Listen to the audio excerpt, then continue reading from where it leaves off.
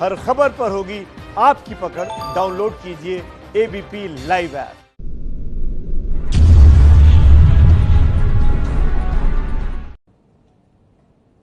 नमस्कार, स्वागत है आपका एबीपी न्यूज में। आपके साथ मैं हूं अखिलेश आनंद।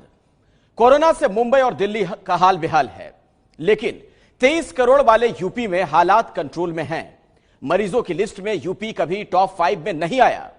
आगरा मॉडल को लेकर प्रधानमंत्री नरेंद्र मोदी सीएम योगी आदित्यनाथ की पीठ थपथपा चुके हैं। कोरोना के संक्रमण को रोकने के लिए सबसे पहले यूपी में ही हॉटस्पॉट नियम शुरू हुआ। कोरोना के खिलाफ लड़ाई में चर्चा यूपी के योगी मॉडल की होने लगी।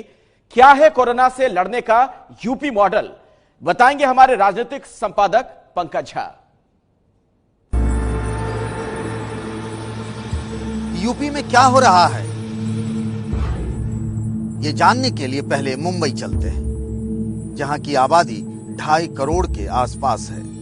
कोरोना मरीजों की संख्या 2000 पार कर चुकी है। 100 से भी अधिक लोगों की जानें जा चुकी है, जबकि यूपी की जनसंख्या 23 करोड़ है, मुंबई से ठीक 10 गुना। लेकिन मरीजों की संख्या आधे से भी कम, 800 पार हुई है।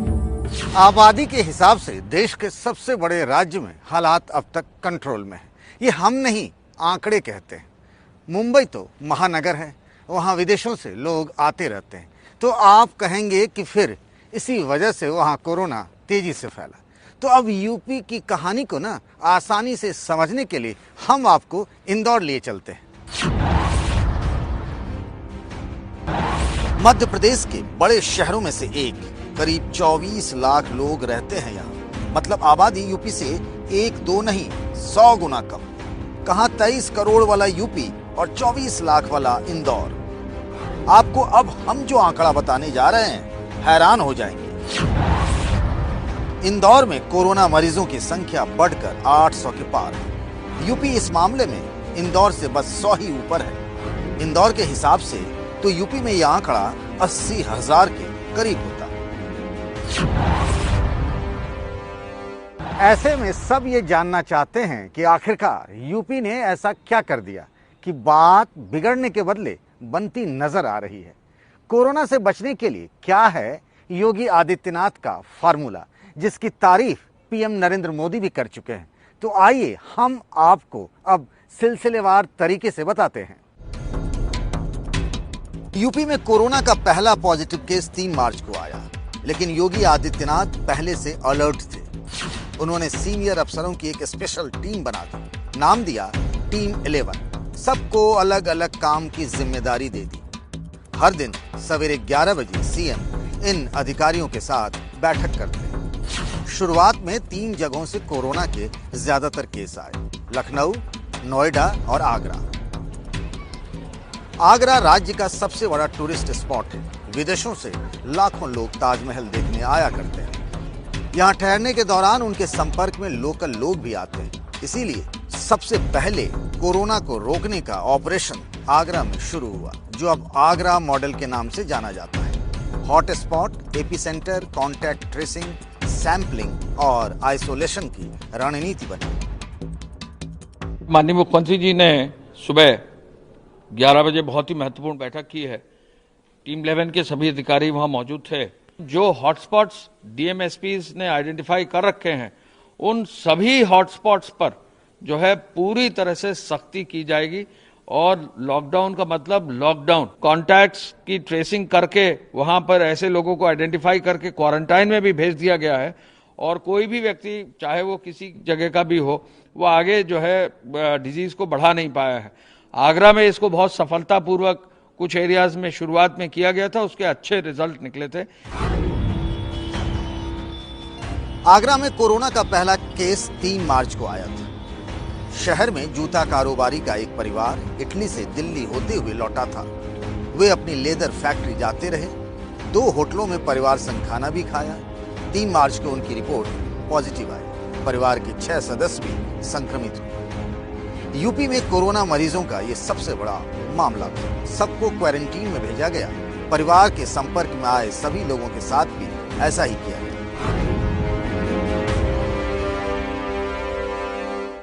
आगरा में डोर टू डोर सर्वे शुरू हुआ। WHO और ICMR के नियमों के मुताबिक एपी सेंटर बनाए गए, जहां कोरोना के केस मिले उसके 3 किलोमीटर तक के इलाके को कंटेनमेंट एरिया या फिर कह लें कि कंटेनमेंट जोन बनाया गया और 5 किलोमीटर तक के एरिया को बफर जोन बनाया गया। उस इलाके में स्वास्थ्य कर्मियों और पुलिस वालों की निगरानी बढ़ा दी गई। कोरोना के मरीज और उनके संपर्क वालों को क्वारंटीन में भेजा गया। इसके बाद भी वहां हालात नहीं संभल रहे थे। फिर आगरा के डीएम प्रभु नारायण सिंह और एसएसपी बबलू कुमार ने मिलकर एक नई रणनीति बनाई, हॉट स्पॉट। सबसे पहले कोरोना के सोर्स पकड़ने की शुरुआत हुई। ये माना गया कि तीसरे से लेकर 7वें दिन तक वायरस के लक्षण दिखने लगते हैं। जिसमें भी ये लक्षण पाया गया उसे क्वारंटीन में भेजकर सैंपल लिया गया। अगर रिपोर्ट पॉजिटिव आई तो फिर उसे सरकारी सेंटर में भेजा गया। उनके परिवार के सदस्यों के सैंपल की भी जांच कराई गई। वे लोग जो पॉजिटिव केस के संपर्क में आए उन्हें घर पर ही क्वारंटीन कर दिया गया। उनके घर के बाहर पुलिस वाले की ड्यूटी लगा दी गई। मेडिकल टीम हर दिन उनकी रिपोर्ट बनाता है। ऐसे लोगों को सेकेंडरी सोर्स माना गया। सेकेंडरी सोर्स में से अगर किसी में वायरस के लक्षण मिले तो फिर उसके सैंपल की जांच कराई जाती है। रिपोर्ट पॉजिटिव आने पर उसे प्राइमरी सोर्स माना जाता है। फिर उसे भी आइसोलेशन में भेज दिया जाता है। अगर सेकेंडरी कॉन्टैक्ट में हम लोग ध्यान नहीं रखेंगे तो वायरस फिर ये कम्युनिटी में फैलेगा। अतः जो हमारी टीम है उसको ठीक से ब्रीफ किया गया है कि आप जो अपना मैसिव सैंपलिंग जो कर रहे हैं हम लोग, प्राइमरी के अलावा सेकेंडरी पे फोकस रहना है और जितने सैंपल्स हो सके तत्काल मैसिव सैंपलिंग करते हुए चलें ताकि इस वायरस के स्प्रेड को यहाँ रोका जा सके। कोरोना वायरस के संक्रमण को रोकने में सबसे महत्वपूर्ण काम होता है कॉन्टैक्ट ट्रेसिंग का। अब ये क्या होता है इसको समझिए।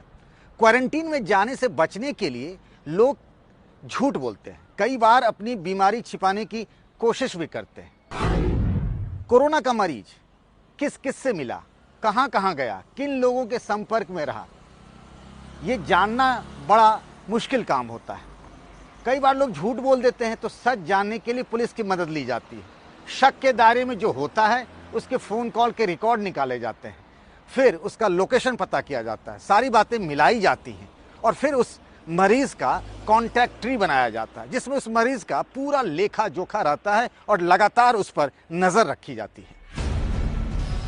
जिस इलाके में कोरोना के 1 से अधिक मरीज मिलते हैं उसे हॉट स्पॉट बनाया गया, यानी एक ऐसा इलाका जिसमें ना तो कोई बाहर से आ सकता है ना ही उस एरिया से कोई बाहर जा सकता है। पूरे इलाके को सील कर दिया जाता है। आने जाने वाले रास्तों पर पुलिस बैरिकेडिंग लगा देती है। हर हॉट स्पॉट एरिया के लिए एक मजिस्ट्रेट और एक डीएसपी रैंक के पुलिस अफसर की ड्यूटी लगाई जाती है। पानी में दवा डालकर फायर ब्रिगेड से पूरे इलाके को सैनिटाइज किया जाता है। कोरोना मरीज के संपर्क में आए सभी प्राइमरी कॉन्टैक्ट की टेस्टिंग कराई जाती है। जरूरी सामान की डिलीवरी घर पर ही कराई जाती है। हॉट स्पॉट में घर से बाहर निकलने पर कार्रवाई होती है। आगरा में 6 अप्रैल को ही हॉट स्पॉट वाली योजना लागू कर दी गई थी। यूपी के सीएम योगी आदित्यनाथ को आगरा की हॉट स्पॉट वाली स्कीम पसंद आ गई। इसके बाद उन्होंने इसे यूपी के 15 जिलों में लागू कर दिया। इसके बाद तो दिल्ली और महाराष्ट्र जैसे कई राज्य सरकारों ने भी इसे अपना लिया। अब तो केंद्र सरकार भी आगरा मॉडल का गुणगान करने लगी है। आज जब हम इस लड़ाई को लड़ रहे हैं तो कोऑर्डिनेटेड एफर्ट के पार्ट में उन्होंने अपने आगरा स्मार्ट सिटी के कंट्रोल रूम का इस्तेमाल किया, जिसको उन्होंने एक वॉर रूम के रूप में कन्वर्ट किया।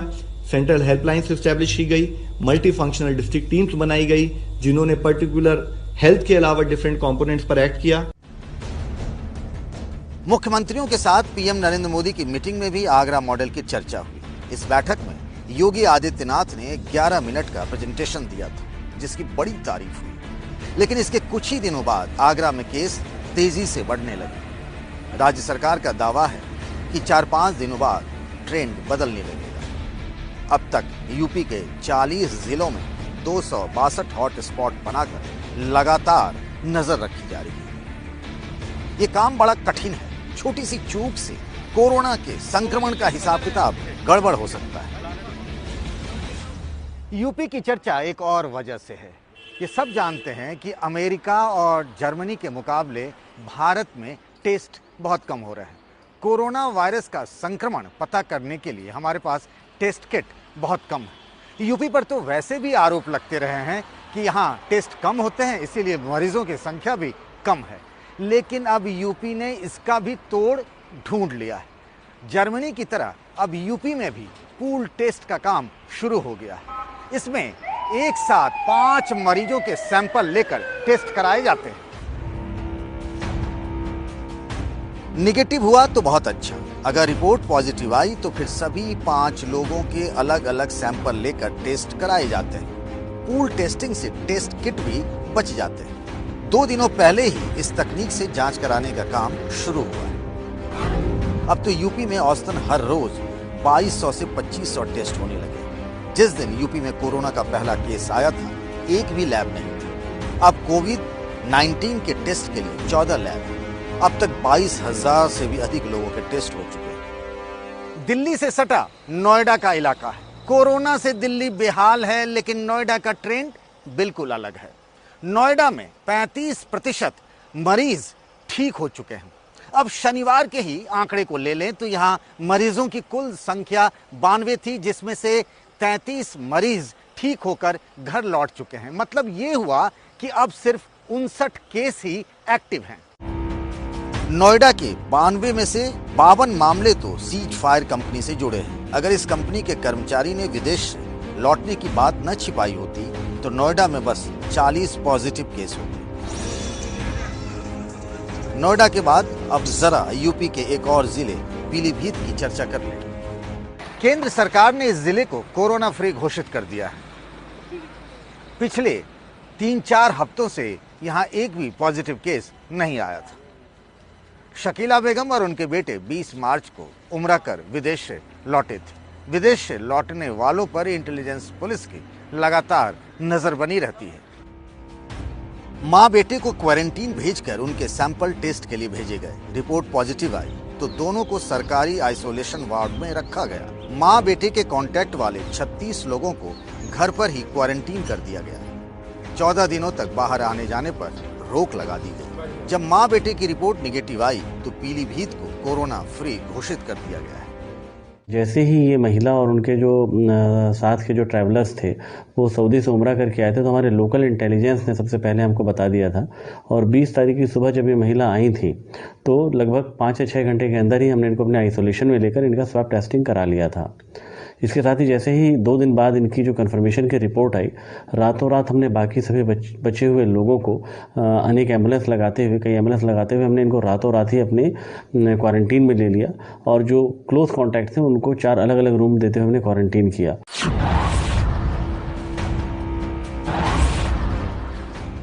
यूपी में 75 जिले हैं। इनमें से 31 जिलों में कोरोना का एक भी केस सामने नहीं आया है।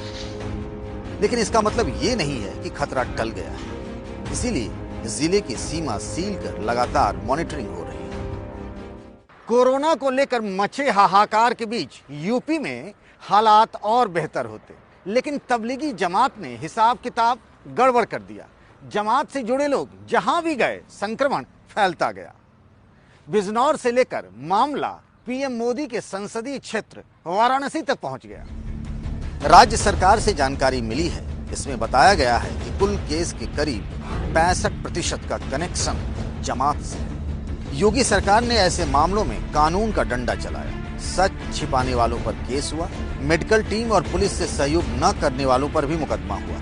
कोरोना के जमाती मरीजों और उनके परिवार को सरकारी आइसोलेशन में रखा गया। उनकी पूरी कॉन्टैक्ट ट्रेसिंग की गई। सबको होम क्वारंटीन किया गया। लॉकडाउन से पहले ही योगी आदित्यनाथ ने कोरोना प्रभावित इलाकों का दौरा शुरू कर दिया था, लेकिन अब वे अपने घर और ऑफिस से ही हर इलाके पर नजर बनाए हुए हैं।